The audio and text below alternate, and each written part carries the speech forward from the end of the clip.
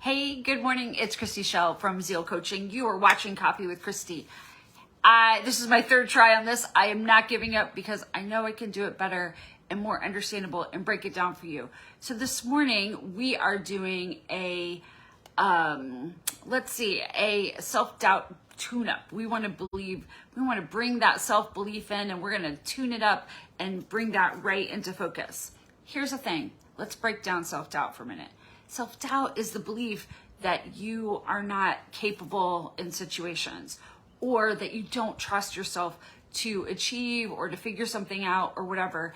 And that self-belief, that self-doubt really can hold you and paralyze you to not taking steps forward to achieve and to get the things that you want in life.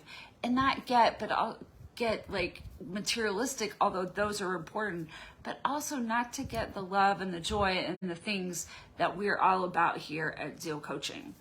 So here's the thing. Let's just break it down. What are you saying to yourself? What do you believe that you're capable? Do you believe that you can figure things out? Do you believe that you can learn? Do you believe that you can stay consistent in something to achieve it?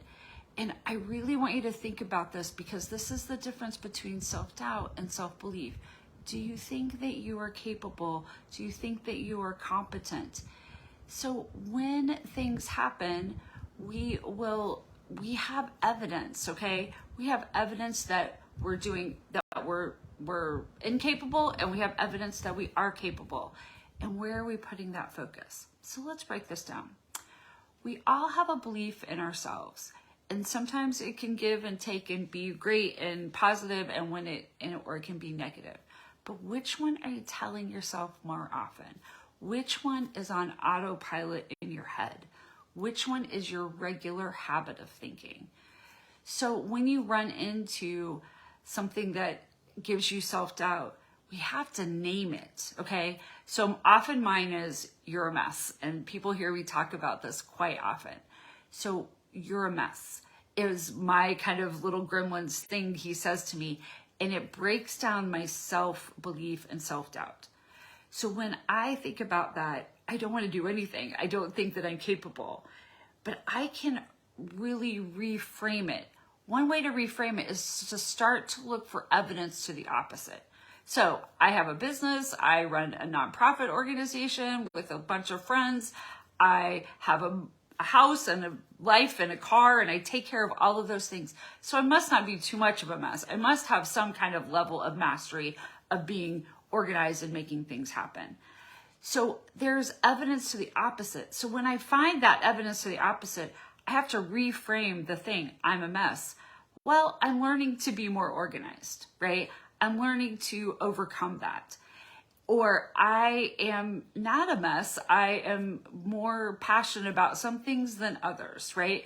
I can start to have a different self-talk to myself in order to think about ways and giving myself momentum to actually achieve it and turn towards it instead of getting paralyzed, okay? So I have to reframe it, okay? And I have to find a new affirmation. And I say an affirmation because we're teaching our brain a new habit of thinking. We're going to teach our brain a new habit of thinking. So this is where affirmations come in.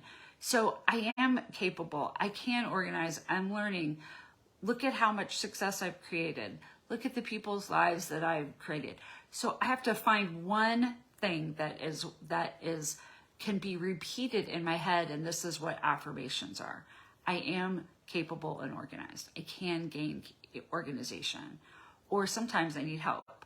But when I do need help, that's all right too. This is not my thing and I need some support. Does not mean that we're not capable.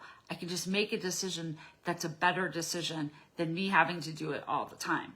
So really to think about, what is the one affirmation? I've earned this. I can achieve things. I get things done.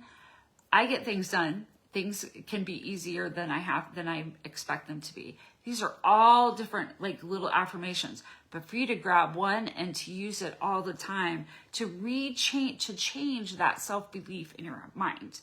So that's the next piece. And then we have to test it, right?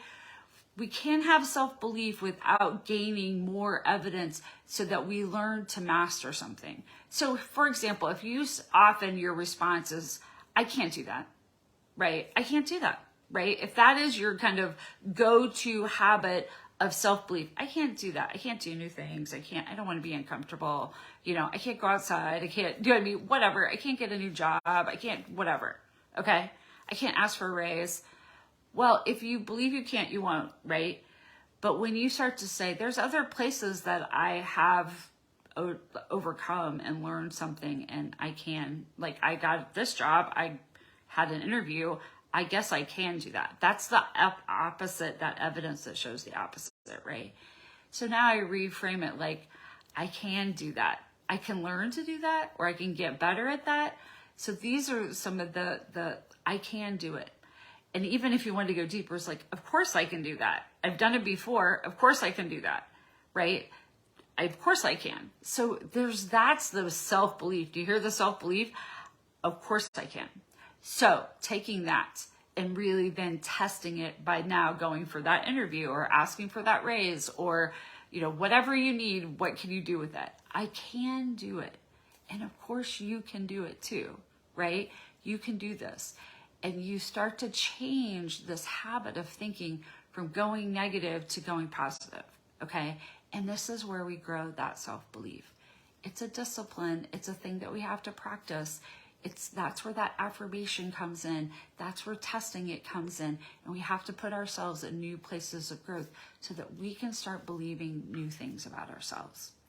So this is your friend, Christy Shell, at Zeal Coaching. I hope you have a fabulous week. And I hope you keep building this belief in yourself so that great miracles can happen for you. Have a great weekend. Bye.